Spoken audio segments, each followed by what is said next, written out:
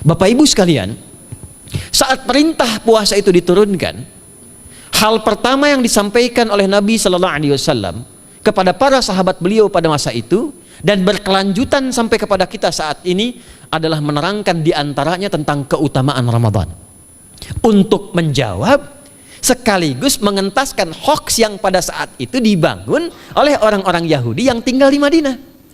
Jadi ketika mereka mengatakan orang Islam tuh nggak punya puasa, ikut kita, ini puasa yang hebat, puasa yang bagus, dijawab oleh Allah, turunlah perintah, ya ayyuhalladzina amanu kutiba alaikumus syiyam kama kutiba alal ladzina min qablikum la'allakum tattaqun. Setelah itu apa yang terjadi? Buka Sahih Al-Bukhari, kitab yang ke-30, Kitabus Shaum, posisi hadis yang nomor yang kedua di topik ini, riwayat dari Talhah bin Ubaidillah radhiyallahu taala anhu, qala Rasulullah sallallahu alaihi wasallam. Perhatikan, ini kalimat pertama yang disampaikan Nabi menyambut kewajiban puasa. As-siyamu junnatun fala yarfuth wala yajhal wa in imru'un qatalahu aw syatamahu falyaqul inni sha'imun marwataini. La khulufu famis sha'imi atyabu 'indallahi yaumal qiyamati min rihil miski yatruku ta'amahu wa syarabahu wa syahwatahu min ajli. Ini poinnya. As-siyamu li wa ana ajzi bihi wal hasanatu bi asyri amthaliha. Kata Nabi, puasa kita ini yang kita tunaikan spesial, beda dengan yang lainnya. Jadi ketika Yahudi mengatakan puasa kami ini puasa yang hebat, yang bagus, yang diikuti oleh umatnya Muhammad sallallahu alaihi wasallam, turun ayat, komentar Nabi pertama apa? Puasa kita kepada para sahabat, kepada kita semua, ini puasa yang spesial. As-siyamu. Lihat diksinya. Awas Pak ya, Ibu jangan salah baca. As-siyam, bukan asyab. As-siyam. Disebutkan 9 kali dalam Al-Quran. Ada as-saum, ada as-siyam, itu beda. Kalau saum sekali disebutkan dalam Al-Quran, surah 19 ayat 26. Saum itu masih umum, kata umum untuk menunjuk kata imsak, menahan secara umum. Bisa berarti puasa yang ada ketentuan aturan, bisa berarti menahan secara singkat, apa saja yang bersifat menahan, itu saum namanya. Contoh Sayyidah Maryam misalnya, beliau masih makan. Ya, ayat 24, 25 itu masih makan. Goyangkan pohon kurma, jatuh kurmanya, makan kurmanya. Mau minum, ambil airnya, minum. Masih makan, masih minum. Cuman diminta untuk saum. Apa saumnya? Inni nadhartu lirrahmani sauma falam ukallimal yauma insiya. Jangan bicara pada siapapun. Kamu dituduh, kamu berzina, jangan jawab, biarkan bayinya yang bicara, dan itu mukjizat pertama untuk Isa alaihi salam. Itu nanti dimulai di ayat 31 sampai 33 di surah Maryam, surah 19. Tapi beliau diperintahkan saum. Saumnya apa? Jangan bicara. Jadi kalau bapak masih makan, masih minum, cuman nggak mau bicara dulu sama ibu, itu saum. Mau kemana Bi? Kok nggak jawab? Kenapa nggak bicara? Sedang saum. Saum apa? Nggak mau bicara sama mama. Itu bicara, contoh. Itu saum. Kalau siam 9 kali disebutkan dalam Al-Quran, itu khusus, spesifik. Ada aturannya, ada ketentuannya, nggak boleh sembarangan, nggak bisa kemudian seenak kita melakukannya, ada ketentuan yang dibuatnya dan itu harus diikuti. Begitu diikuti, maka keagungan dan keistimewaan ibadah itu akan dilekatkan pada pelakunya. Dan menariknya, perintah puasa itu ketika turun ayatnya Al-Baqarah 183, kalimatnya bukan menggunakan saum tapi siyam. Ya ayyuhalladzina amanu kutiba alaikumus. Nah kata Nabi, asyamu junnatun. Kalau benar puasa kita ini kita tunaikan yang Ramadan ini, maka dia akan melahirkan satu yang tidak ditemukan pada ibadah lain, yaitu junnah. Ada jinnah, ada jannah, ada junnah, itu beda. Tapi semua katanya itu hurufnya sama, cuma harokatnya beda. Coba lihat ya, ada junnah, jinnah, dan jannah. Jannah artinya apa? Surga. Jinnah artinya apa? Jin, jamak dari kata jin, minal jinnati wan nas. Baik ya. Ada junnah. perisai. Itu ketiga-tiganya berasal dari huruf jim, nun, kemudian ta. Dalam bahasa Arab, setiap ada huruf dimulai dengan jim dan nun, itu pasti tersembunyi, gak kelihatan. Saya ulang ya, setiap ada huruf dimulai dengan jim dan nun, kalimatnya itu pasti gak nampak, gak kelihatan. Janin, kenapa disebut janin? Karena masih tersembunyi dalam rahim ibundanya, gak kelihatan. Begitu keluar, tampak jadi bashar, jadi bayi yang terlihat. Jin, kenapa disebut dengan jin? Karena nggak nampak. Makanya fitrah jin itu Pak, Ibu, fitrahnya tersembunyi. Jadi kalau ada jin melakukan penampakan, itu jin sedang punya masalah. Betul, itu nyata. Dan yang lebih punya masalah, ada orang-orang manusia yang mencari-cari penampakan jin. Itu sedang kurang sehat itu. Ya, betul, karena jin itu dipasangkan di Al-Quran dengan ins. 18 kali pasangan ini disebutkan. Itu lawannya langsung. Jadi jin tersembunyi, ins nampak. Ins itu kelihatan, makanya makhluknya tampak. Jadi kalau ibu ada bapaknya pulang ke rumah sembunyi-sembunyi, itu bapak sedang menjadi bukan.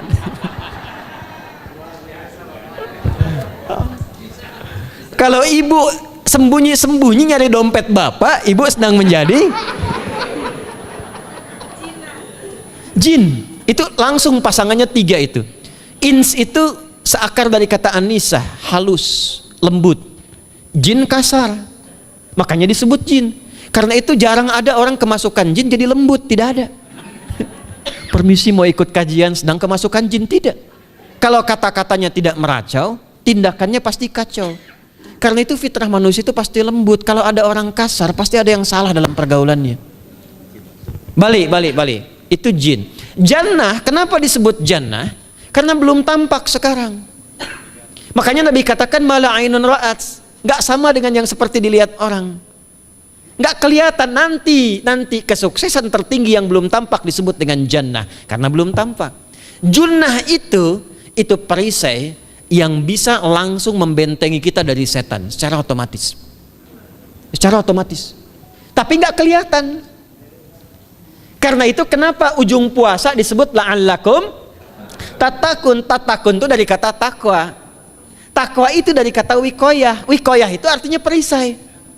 Nah, perisainya tidak tampak dalam diri kita, tapi kalau terbiasa menunaikan ibadah puasa ini, kata Nabi, yang pertama kali akan terjadi pada orang yang puasanya benar, dia akan mendapatkan perlindungan berupa perisai dari Allah, hasil dari latihan puasanya yang dapat membentengi dia dari setan.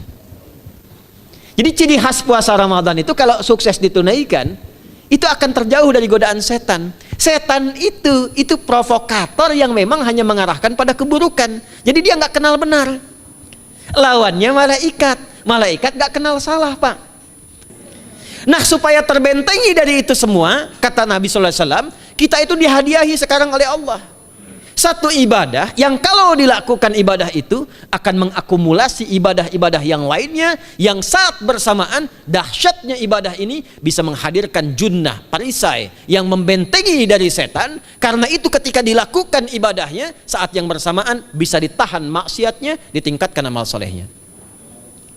Setan kan ngajaknya pada yang salah kan, malaikat ngajak pada yang soleh. Ramadan itu keutamaannya kalau sudah tiba Ramadan itu selalu kita terdorong pada yang saleh dan tertahan untuk yang salah. Itu hebatnya puasa Ramadan. Kalau nggak percaya silahkan Pak Ibu sekalian. Cuman Ramadan yang saat datang waktunya bisa menghentikan orang berbuat maksiat. Nggak percaya cek. Orang yang punya sifat marah semarah-marahnya, itu saat Ramadan bisa berhenti marah. Buka jam 6 kurang seperempat ada yang provokasi. Dia bisa tahan marah tuh, istrinya bingung, tumben Pak nggak marah, entar habis maghrib. Bisa ditahan. Orang dusta bisa nggak dusta. Dan saat yang bersamaan, teman-teman sekalian, Bapak Ibu, itu bisa terdorong berbuat meningkatkan amal soleh. Sekarang kita keluar dari sini, ada yang minta, belum tentu dikasih. Nanti Ramadan tiba, sudah nyatet berapa yatimnya, berapa du'afanya, amal soleh naik. Sekarang ada orang ketinggalan sholat fardu terlambat masih biasa, Ramadan ketinggalan sunnah itu gelisah. Betapa ibu-ibu para pejuang yang sangat luar biasa itu berjuang memperebutkan saf pertama setelah maghrib untuk menaruh sejadah. Nah, ini pelakunya nih. Tapi itu hebat, Bu. Saya tanya ibu kalau berjuang naruh sejadah setelah maghrib atau bahkan sebelum maghrib, itu sejadah disimpan di saf itu untuk ngejar sholat apa? Tarawih, bukan isanya. Saya tanya pada ibu, tarawih itu hukumnya sunnah atau wajib? Sunnah. Ramadan tuh jangan kan yang fardu, ketinggalan sunnah bisa gelisah. Itulah Ramadan. Dan pada saat itulah ketika amal soleh dikerjakan, amal salah ditinggalkan, datanglah junnah, itu perisai yang mengikat setan. Itu yang dimaksudkan di hadis Muslim. Di topik yang ke-13 namanya Kitabus Syam. Hadis yang pertama dari sahabat Abu Hurairah. An Abi Hurairah radhiyallahu ta'ala anhu, anin Nabi sallallahu alaihi wasallam qala, "Idza jaa Ramadhanu." Redaksi yang pertama. Redaksi yang kedua yang bintang 3 di bawahnya. "Idza kana Ramadhanu." Redaksi ketiga yang bintang 4 di bawahnya. "Idza dakhala Ramadhanu." Muhammadiyah itu harus tahu dalil. Ya. Tahu dalil tuh, ya. Idza jaa Ramadhanu, idza kana Ramadhanu, idza dakhala Ramadhanu, futtihat abwabul jannati aw abwabur rahmati. Wa ghulliqat abwabun nari aw abwabu jahannam. Wa sulsilatis syayatinu aw sufidatis syayatin. Ini maknanya. Kalau Ramadan sudah tiba, kata Nabi, maka dibukakanlah pintu-pintu surga. Para ulama berbeda pendapat dalam tafsir tentang hadis ini. Pintu-pintu surga ada yang mengatakan real dibuka. Ada yang mengatakan dengan penafsiran metafor. Pintu surga itu pintunya lewat amalan. Ada 8 pintu surga kata Nabi dalam hadis yang lain, ya. Fil jannati thamaniyatu abwabin fiha babun yusamma ar-rayanu la yadkhuluhu illa as-shaimun fa idza dakhaluhu ughliqa. Di surga itu ada 8 pintu surga. 8 itu ternyata di hadis lain pintunya semua amal soleh. Ada pintu sholat, pintu puasa namanya ar-rayyan, ada pintu sedekah, pintu zakat, pintu haji. Jadi kita itu sekarang fastabiqul khairat. Kenapa ada moto fastabiqul khairat? Itu kan diambil dari Al-Baqarah ayat 148. Siapa yang pengen memburu surga, buru di amalannya. Mungkin gak semuanya bisa dikerjakan. Kalau tidak semuanya, ambil salah satu yang paling disukai, konsisten di situ. Walikulli wijhatun huwa muwalliha. Setiap orang pasti punya kecenderungan untuk beramal. Ada yang senang puasa, ada yang senang tahajud, ada yang senang sedekah. Fastabiqul khairat, silahkan berburu, berlomba untuk mengerjakan apa yang disenangi itu. Itulah pintu surganya. Nah, saat Ramadan, semua pintu surga itu dibuka, Pak. Makanya kita senang kerjakan, sholatnya meningkat, sedekah meningkat, ngaji Quran meningkat. Saat yang bersamaan pintu neraka ditutup. Ada berapa pintu neraka? Ada berapa? Kalau pintu surga berapa tadi? 8. Hadisnya jelas, sahih dalilnya. Pintu neraka berapa? Bukan. Pilih. 6 atau 8? Yang 6 angkat tangan. Bukan 6, bukan 8, 7. Dalilnya apa? Dalilnya Quran surah Al-Hijr, surah ke-15. Ayat ke-44. Surah ke-15 Al-Hijr ayat ke-44. Neraka ada 7 pintu. Dan dalam setiap pintunya nanti ada 19 malaikat yang menjaga. Alaiha tis'ata asyar. 7 pintu ini khusus Ramadan ditutup. Dan hati-hati, nama neraka itu ada 2 nanti. Neraka yang membakar, ini mungkin jadi baru informasinya bagi sementara orang. Neraka yang membakar dan neraka yang membekukan. Jadi ada 2 sifat. Saya ulang ya, neraka yang membakar dan neraka yang membekukan. Yang membakar disebut dengan Jahannam, yang membekukan disebut dengan Zamharir namanya. Zamharir. Jadi kalau ada orang masuk neraka, itu cuma 2 pilihannya, dibekukan atau dibakar. Jelas ya? Makanya kita dikasih pendahuluan, ada musim panas, musim dingin. Supaya merasakan, nih orang musim dingin nih pakai lapisan-lapisan baju. Musim panas cari pendingin. Kamu sekarang cari pendingin, kata Allah, di neraka nggak ada AC.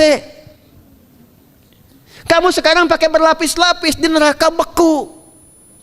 Jahannam itu nama apinya.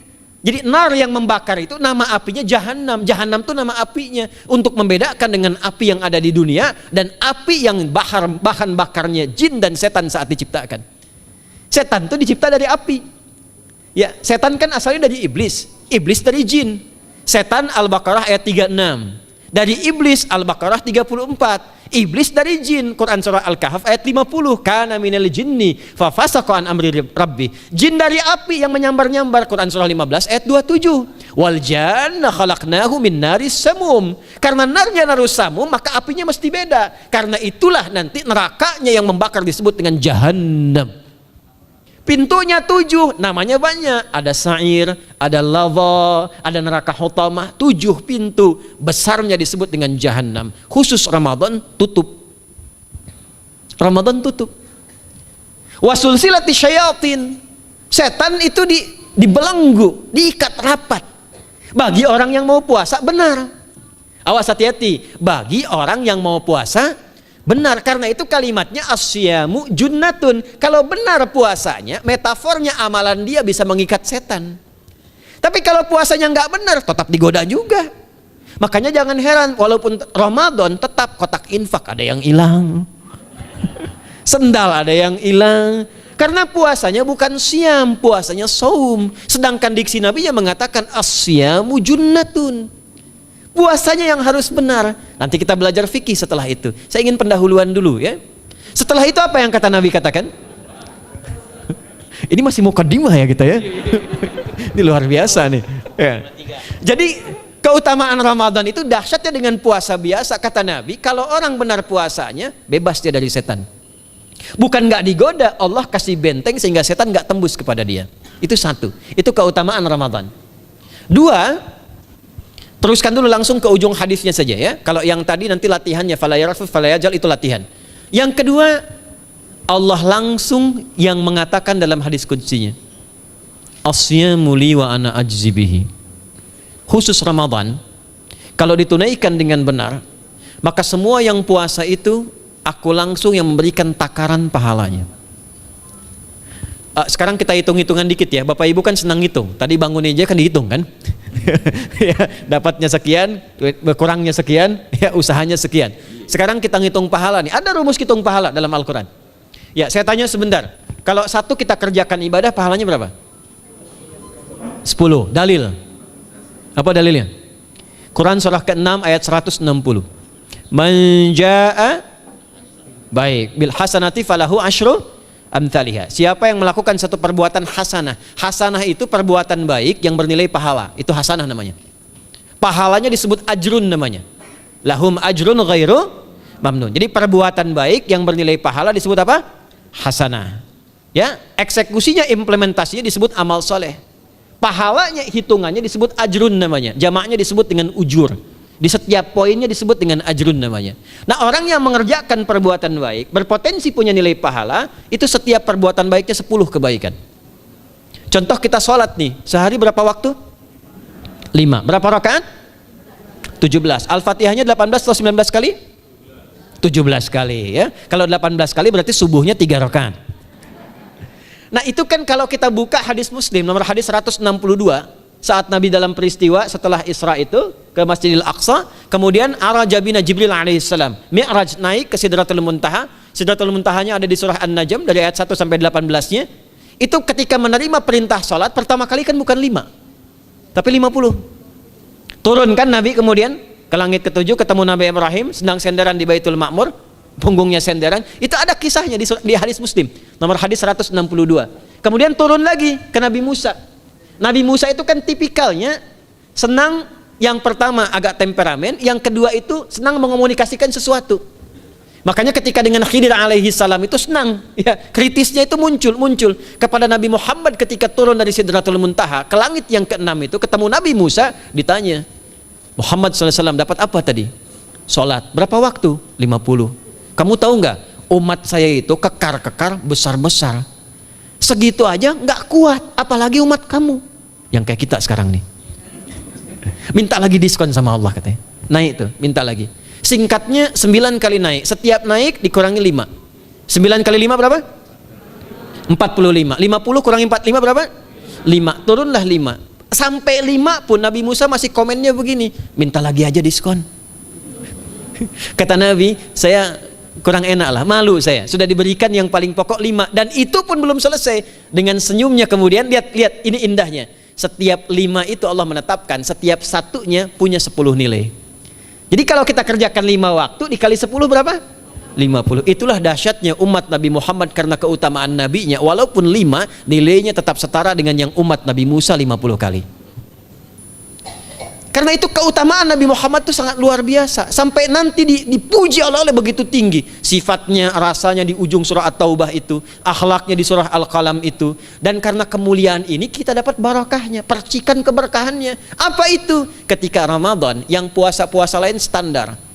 Puasanya umat Muhammad SAW, setiap puasanya itu pahalanya dilipat gandakan tak terbatas. Allah langsung menilai keikhlasan pada hambanya. Paling minimal kalikan 10 kali lipat lagi dari hari biasa. Wal hasanatu bi asyri amthaliha. Jadi kalau sekarang baca Quran sekarang ini, satu hurufnya berapa? Tahu dari mana? Ya, di At-Tirmidzi nomor hadis 2910.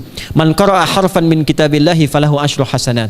Setiap ada orang baca satu kitabullah dengan syarat dia mukmin, muslim, baca satu huruf dari kitabullah, dapat 10 kebaikan. Satu hurufnya 10, Bu, Pak. Walam aqul alif lam mim harfun, saya tidak katakan kata Nabi alif lam mim satu huruf, walakin alifun harfun, lamun harfun, mimun harfun, walikulli harfin asyru hasanat. Tapi alifnya satu huruf, lamnya satu huruf, mimnya satu huruf, setiap hurufnya 10 kebaikan. Saya kalau ada papan tulis, saya turunkan ini pakai syarah ilmu arud.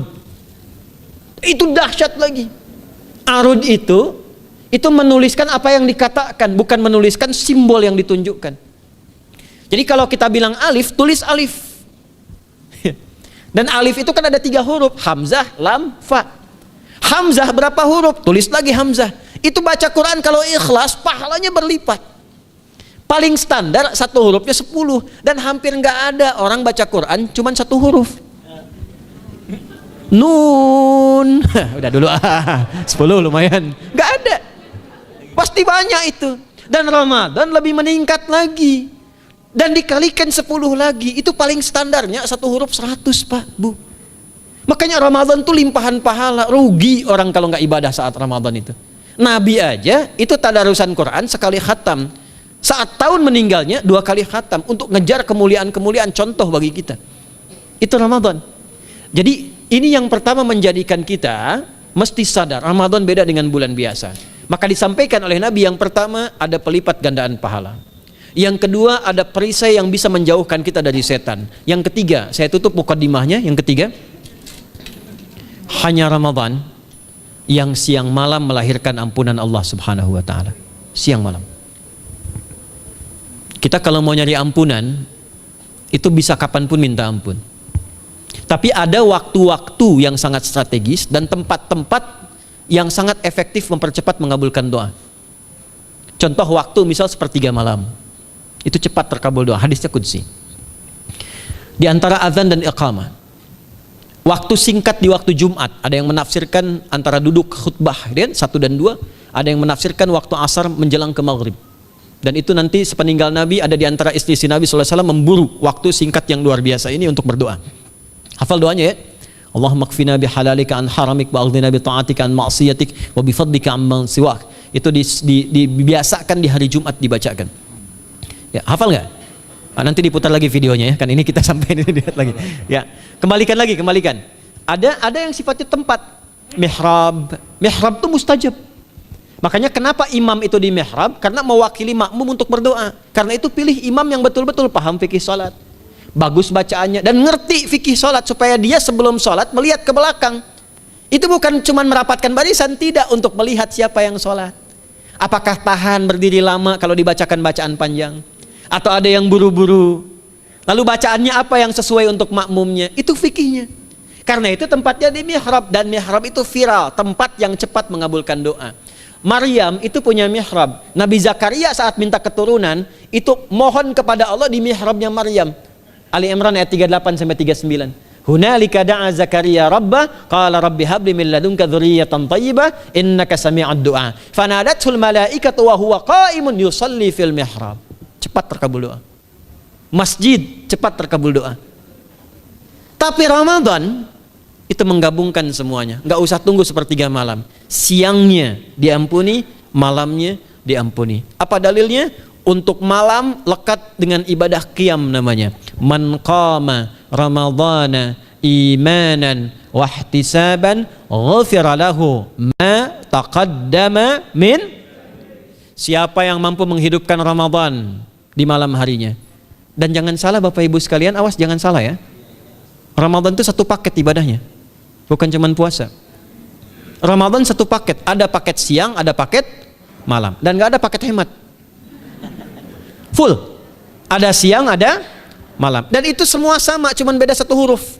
Hadisnya sama, ibadahnya juga diksinya sama, cuma beda sehuruf. Malamnya qiyam, siangnya siam. Awas ya, malamnya apa? Qiyam, siangnya apa? Siam. Cuma beda satu huruf. Dan itu satu paket. Jadi kalau Anda tertinggal, jangan Anda lah, jangan kita. Kalau ada orang yang tidak mengerjakan semalam, misalnya qiyamnya, cuman siamnya, sah puasanya, benar sesuai rukun, sah. Cuman tidak sempurna keutamaan Ramadannya. Karena itu Allah mengatakan kalau sedang puasa, sempurnakan dengan ibadah malamnya. Itu ada di Al-Baqarah ayat 187. Tsumma atimmus syiyama ilal lail. Muqaddimatul lail, maghribnya untuk puasa, lail atasnya untuk qiyam. Orang yang mampu menghidupkan ibadah malam, jangan salah ya, nanti kita mulai puasa, insya Allah yang pertama dimulai ibadah malam, qiyam, bukan siam. Jadi jangan terlampau soleh, puasanya nanti nunggu fajar. Malam itu qiyam. Nah qiyam ini ada potensi ampunan dosa Pak Bu. Jadi kalau kita manfaatkan ibadah ini dengan benar, misal ya, kita kan nggak tahu ajal nih. Tiba kemudian kita manfaatkan qiyam bangun, ditunaikan dengan benar, itu Masya Allah. Meninggal misal dalam sujud, itu jaminannya, ghufira lahu ma taqaddama min dzambi. Siapa yang benar ibadah qiyamnya, sampai detik itu, ditunaikan karena imannya, ikhlas karena Allah, saat bersamaan dia introspeksi diri, begitu dia tunaikan, misal dia meninggal, misal saja, semua dosa-dosa yang pernah dia tunaikan diampuni pada saat itu. Ma itu tanpa batas. Ma taqaddama min dzambi, ma semua yang pernah dia kerjakan dalam hidupnya. Karena itu viral. Sayyidah Aisyah itu pernah minta petunjuk pada Nabi di hadis Muslim. Bertanya pada Rasulullah, "Ya Rasulullah, kalau malamnya saya pengen ibadah dan qadar Allah bertepatan dengan malam Al-Qadar, apa yang saya minta?" Itu sampai diajarkan oleh Nabi doanya, dan doanya sahih. Di At-Tirmidzi dikuatkan lagi dengan lebih lengkap redaksinya. Kata Nabi, kalau engkau bersamaan dengan itu malam hari bangun, bersamaan, faquli, katakanlah, Allahumma innaka afuwun karim tuhibbul afwa fa'fu anni. Nanti di hadis yang Muslim, Allahumma innaka afuwun, di At-Tirmidzi ada kata karimnya, innaka afuwun karim tuhibbul afwa fa'fu anni. Itu malam Bu. Biasanya nunggu sepertiga malam, waktu sahar ya. Jadi waktu sahar itu waktu singkat menjelang fajar. Kalau subuh sekarang 4:08, itu kira-kira sahar tuh jam setengah 4 lah ya, 3:30 sampai jam 4 itu namanya sahar, bukan lail. Kalau lail dari ba'da isya sampai sahar. Sekarang isya setengah 8 misalnya, jam 8 tuh sampai setengah 4 namanya lail. Jelas ya? Lail itu malam, jamaknya layali, turunannya lela, lili, lala, itu malam ya. Ibu leli, ibu malam-malam gitu ya. Gitu. Nah itu waktu menjelang fajar setelah lail, sahar, jamaknya ashar. Ashar itu disampaikan di Al-Quran, waktu terbaik untuk istighfar. Quran surah 51 ayat 18. Wabil ashari hum yastaghfirun. Yang biasa istighfar berpeluang dapat ridho Allah dan disiapkan surga terbaik melebihi kemewahan dunia.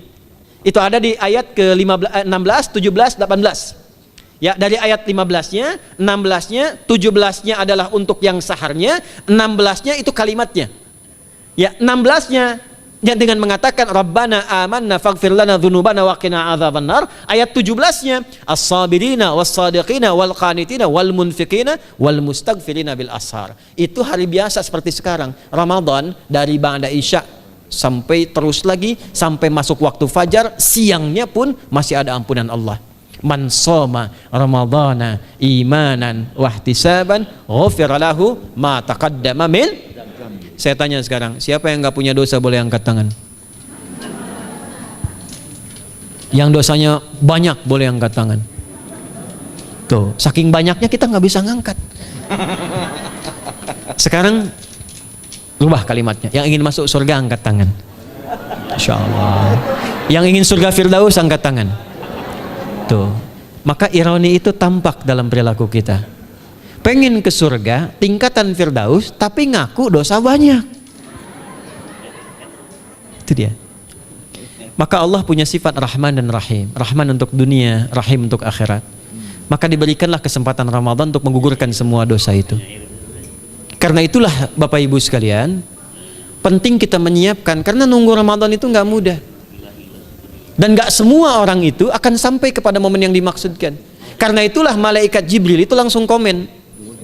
Ya, jadi ada dua riwayat nih, Nabi yang berdoa, malaikat yang mengaminkan. Ada malaikat yang berdoa, Nabi yang mengaminkan. Jadi Nabi akan naik memberikan tausiah di mimbarnya. Mimbar Nabi itu ada 3 gundakan. Begitu naik ke gundakan pertama, ada 3 gundakan. Lalu tibalah kemudian beliau bersabda. Ada riwayat Nabi yang berkata, malaikat mengaminkan. Ada riwayat sebaliknya, malaikat yang berkata, Nabi mengaminkan. Raghima'an forajulin. Awas, hati-hati nih. Raghima'an forajulin. Liman adraka Ramadhana falam yughfar lahu. Terhina di hadapan Allah Subhanahu wa taala. Kotor dirinya. Bu'dan, jauh dari rahmat Allah.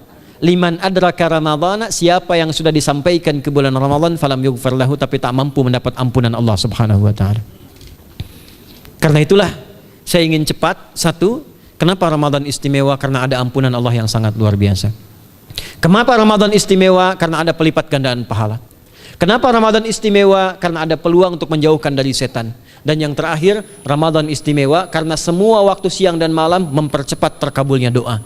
Itu yang dijamin di ayat 186 dalam rangkaian ayat Siyam dari ayat 183 sampai 187. Ayat 186-nya khusus untuk mempercepat terkabulnya doa.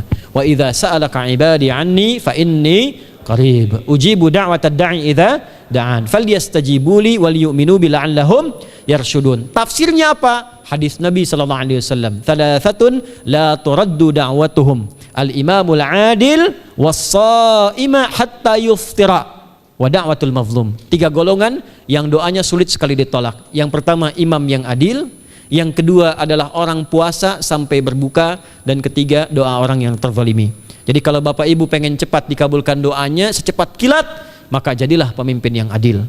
Kalau belum mampu, latihan puasa.